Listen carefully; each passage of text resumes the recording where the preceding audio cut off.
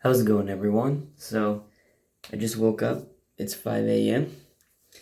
And welcome to the video. It's gonna be a day in the life. So, I've been waking up at 5 a.m. for a while now. And, I feel like it's around the most optimal time for me to get up. And I start off with a 10-mile bike. So, we're gonna jump straight into it. It's what I do to kind of help me wake up.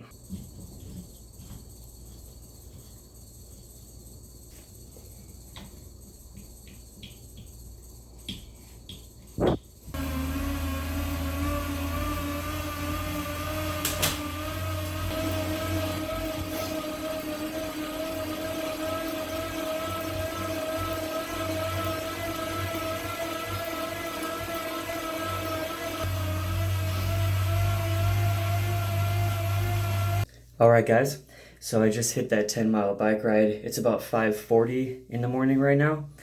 And I've been doing all my biking in the morning indoors.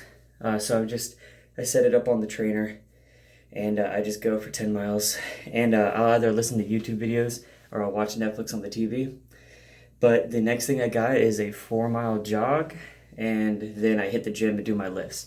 And usually I'll either do my lifts in the morning right after I do my bike and my jog, or I'll do the bike, the jog, I'll do whatever else I need to do, and then around lunchtime I'll go back and I'll lift. But today, just because how my schedule works out, I'm going to try to hit all my exercise in a row in the morning. And because I've got a class from 8 a.m. to like noon or to 1. And then I'm going over to a friend's house to study until like from 1 until like 8 p.m. And then we're probably going to grab something and go out and get a drink or something like that because it's Friday night. So I'm going to go hit that jog, and I'll show you guys some of that while I'm jogging, and then I'll get some lifts in.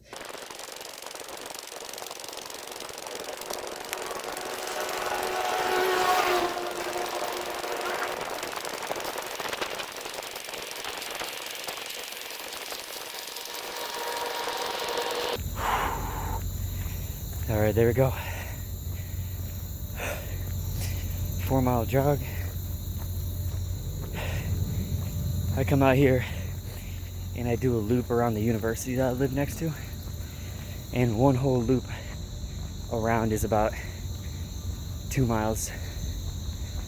I'll just do that twice, and then afterwards I'll either walk home or I'll walk back through the university to the middle of it to go to the gym. So I'm walking to the gym right now.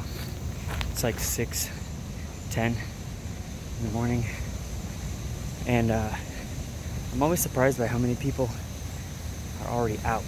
Like, I used to wake up at like 3:30, 4 a.m. and go on this jog, go on like a long walk. I used to, when I first broke my clavicle, I would get up at like 4 or 5 and just walk for like 2 hours.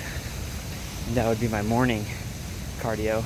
And since I had to stop working because of it, I would do like 2 hours in the morning, 2 hours around lunchtime, and 2 hours later in the day. And it'd just be like 6 hours of straight walking, which is what I had to do to kind of maintain my weight, since the job I was working before was like 30,000 steps a day. But I noticed that even at like 3:30 in the morning, I'd come onto campus to walk around and I'd see multiple people. Sometimes I'd see like freaking whole families biking together, like 4 a.m. Like, I remember one time specifically, it was like this guy, I'm assuming his wife, and like 3 kids from like, it looked like the age of like 6 to 12. And they were all suited up biking around campus at 4 in the morning. And I'm like, dang, it's kind of cool. If you could motivate your whole family to get up at like 3:30 in the morning and go on a bike ride, I mean, that kind of blows my mind. That's cool. I'm down with that. But I'll film some of this workout. I'm going to talk over it while I'm doing it to talk about the shoulder. I'll also throw in a little bit of filming from some past stuff that I've been doing over the last few weeks. Talk about that. And then I'm gonna go home, weigh myself, take a shower, and eat breakfast. Okay guys, so I'm doing the exact same kind of warm-up that I've been doing since the beginning of all this. Just the weight has gone up a little bit, so it's a lot of like these pull-ins here for lats. And I've got a lot of external rotation. So here's just some rows, and I try to work just the shoulder joint on all the different planes. And I'm going to show you with my left arm on all these, which is the injured side, and then I'm going to switch and do everything on my right side. So here's some upright external rotations.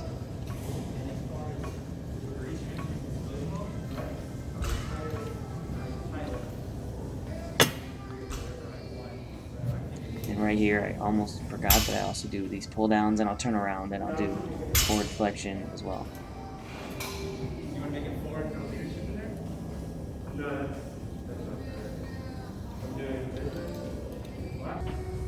So here are some more rows. I like to do low rows. Feels better on my shoulder than doing higher rows or even mid rows. And I can use a bit more weight, so I'm trying to focus on that protraction. I like to lean forward a little bit. I worked with a bodybuilder for a few sessions once who was really good, and he said that you can get a little bit of that forward flexion and you pull it back. It helps really draw your lats in and get that lower lat area more, so I like how it feels. So here's me hitting 185 for a triple, which this was a big accomplishment for me because the session before this I hit 185 for one. I didn't feel too bad. That would have been the first time I hit 185, and so I wanted to try triple. So here's 365. You can tell that I've got some depression on the left side, but it didn't hurt. And then here are some slow lat pull downs. So I was really focusing on that elevation, relaxing, and then depressing and pulling back. So getting that depression down rotation with the lat pull down on my scapula there was my big focus. So wham. And I could have held it a little bit longer if I wanted, but I was already, like, my shoulder was already pretty tired at this point. And this is a different workout, so I've got two workouts here that I threw in together, 2 or 3, just because I got some footage over the past few days. So here's me doing 205 on bench for the first time, and then 225 on bench for the first time since the injury. Right there. And this was the most recent one, about halfway through week 13, so 12 to 13. And then here are just some curls. Alright, just made it back. Now I'm going to weigh myself and then take a shower, eat breakfast. I'll show you guys what I'm eating, but first off, let's get this weighing done. And I have the type of scale that will give you your weight and your body fat percentage. And that's where we're at. 151 pounds and 16.5% body fat is what it's telling me right now. And the body fat percentage, not exactly how accurate that is, but I think it's pretty close. I like doing these videos because I think it's proof that almost anyone can do something like this, you know? So this is pretty much normally my every single day, changing up the school schedule, stuff like that, work schedule.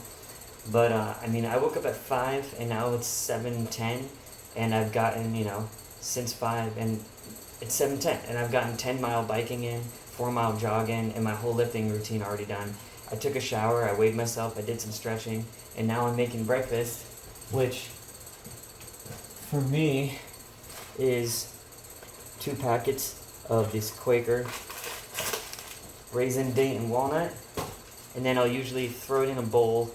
We just got a microwave, so I'll throw this in a bowl, throw some soy milk into it, and then throw it in the microwave for like 2 minutes, and that's my breakfast. Before, I was having just this with water and then a side cup of milk, but I've just been throwing it in recently and then drinking water, so I'm gonna do that. Alright guys, so after breakfast I left and went to my class, and I only had my 8 to noon class, which wasn't too bad. Alright, welcome back, guys. So, I left after eating breakfast to go to my class for the day, and I hit a 4-hour class. It wasn't too bad. I came home, I ate my lunch, which today was a little less healthy than usual just because I had something in the freezer already made. But it was like a Salisbury steak with some corn and some mashed potatoes, kind of a frozen meal thing. The macros weren't too bad. It was like 500 calories, 20-something grams of protein, so that wasn't too bad. But now I just realized that this might be a little bit less of an exciting day in the life, just because today, at least even the next like 3 or 4 months, are going to be just a crap ton of studying, because I'm coming up at the end of my doctorate program for physical therapy. So I've got to study for our final cumulative practical exam. So all of our skills, our clinic skills, I have to study for our final comprehensives exam. For our oral exam, like I have to do a bunch of work to create a bunch of presentations and write a bunch of papers and all this stuff, a bunch of projects that are due, and then I have board exams next year, early next year. So today is going to be a study session from 1 p.m.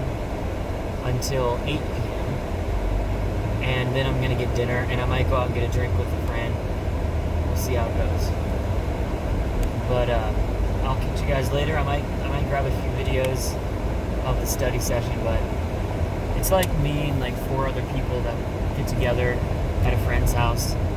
And back in like neuro, like early program, anatomy, phys, I studied mostly on campus, but neuro and neuro 1, neuro 2, and those harder concepts, we always met at this house. So I'm about to knock out 7 hours of studying. That's the plan.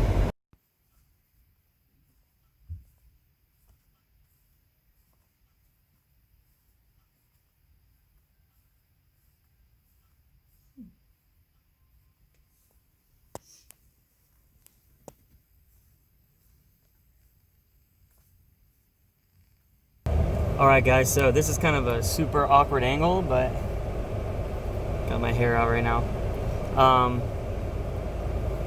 Just finished the study session, and then I got dinner. So the study session went from like 1 to 5:30, and then we've got dinner, and now it's like 6:30, almost 7.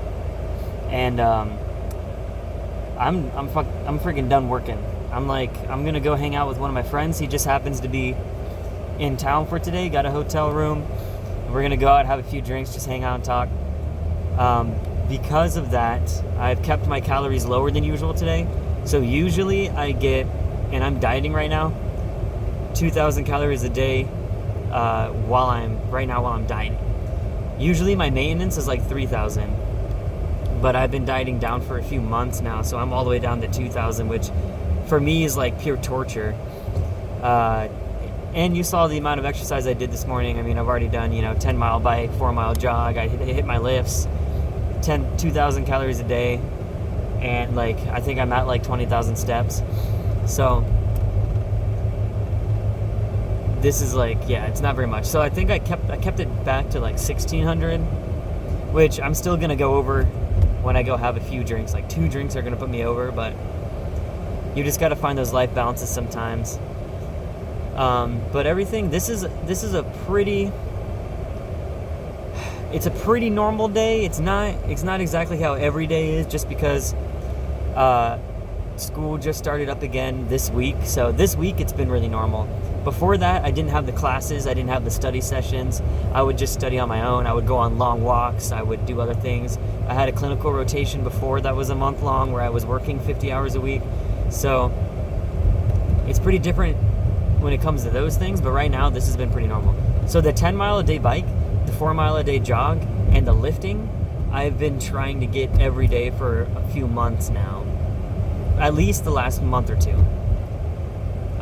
And everything else, I just kind of move that stuff around the other things. So if I have to go to work, I'll do 10 miles in the morning, I'll go to work, I'll come home, I'll do the 4-mile, and then I'll lift.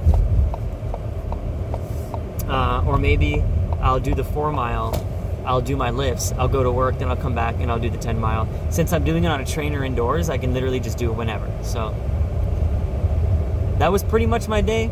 Maybe I'll film a little bit of other stuff at this place we're about to go to, but I'm not exactly sure. So if I don't, I'll see you guys in the next video.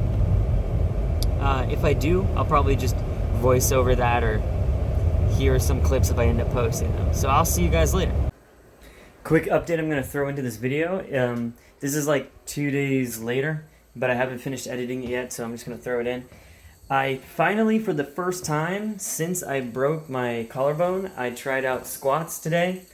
And I've been like attempting to put the bar on my back for the last like month, but every single time I just I feel like I have full external rotation, but it just hurts way too much to get as much as I need. And I squat low bar, so it's even more external rotation, because the two options are really put it high on my traps, which hurts more for my actual shoulder, or put it low, but I need more external rotation. But today I was able to do it, and I just kept going until it started hurting my shoulder too much. That just because I've been an athlete for a long time and I'm, done a lot of medical stuff, I'm able to kind of like feel out what type of pain I'm trying to avoid. So, I mean, it was really it was kind of painful for external rotation, but it was in both arms. So I think I'm just not used to that movement now that it's been so long. But there's a different kind of pain I'm trying to avoid. It's like the actual injury pain. And I was able to get up to 275 before. I was like, nah, I'm not going to go any higher, which is good for two reasons. A, it can hold 275, which I'm happy about, and that's only going to go up. And B, I hadn't lost so much strength that 275 was even difficult, which is awesome, because usually when I take really long breaks like this, like even if I can squat 455, if I take like 3 months off, like this, I don't think I've done legs in like over 6 months right now. I've done a few like extensions and ham curls and a little bit of leg press. Probably I've done leg press like 4 times in the last 6 months, but I'm glad. Usually it'll drop down to like 275 feels difficult, even if I was doing 455 before. So I feel good about that. So I just wanted to throw that in there. See you guys in the next one.